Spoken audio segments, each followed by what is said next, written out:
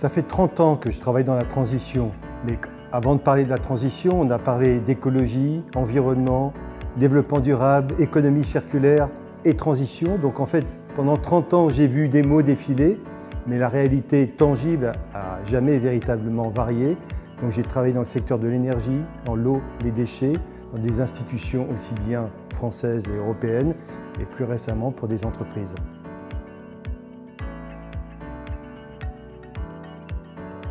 La France, comme beaucoup de pays européens, vit en état de dépendance énergétique vis-à-vis de l'extérieur. Si on prend le mix énergétique français, à 60% est encore composé de produits carbonés, gaz et pétrole notamment. Et quand on dit gaz et pétrole, on dit importation et on dit dépendance géopolitique vis-à-vis des producteurs du pétrole et du gaz. Donc le véritable enjeu pour la France, c'est de tendre vers une plus grande souveraineté énergétique en électrifiant les usages et en augmentant la capacité autonome de production d'électricité.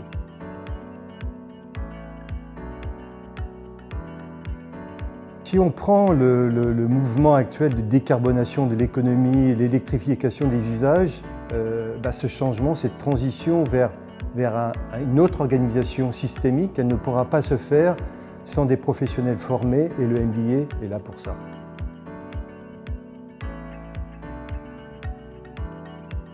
Un projet sur lequel les étudiants ont travaillé pendant 2 ans, c'est le projet de décarbonation de l'industrie de Fos-sur-Mer.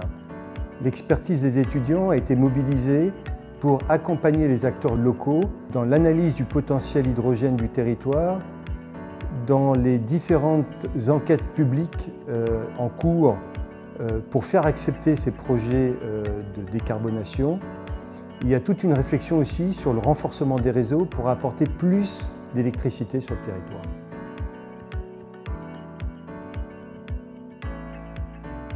En fait, les étudiants comprennent très rapidement, dès le début du programme, que l'énergie est un sujet extrêmement complexe à maîtriser parce qu'il est présent dans tous les secteurs de la vie de tous les jours, mais il est invisible. Sans énergie, il n'y a plus de vie du tout. Et donc, en fait, une des capacités qu'acquièrent les étudiants pendant leur scolarité d'une année, c'est être capable de comprendre la complexité, de détecter des vraies ruptures, être capable de trouver les meilleures solutions, de les manager dans le temps et d'embarquer l'ensemble des parties prenantes dans la réalisation de ce projet.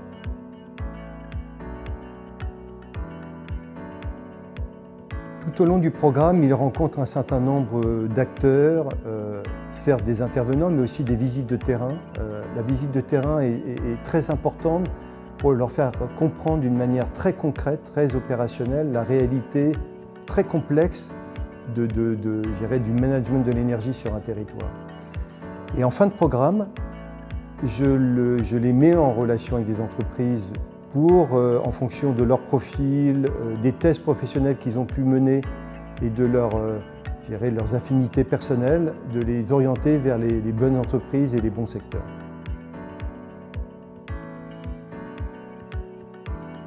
Depuis la création du MBA, il y a 3 ans, la crise énergétique a montré l'extrême vulnérabilité de nos économies, de nos vies personnelles, où on a vu les factures énergétiques augmenter de manière très importante.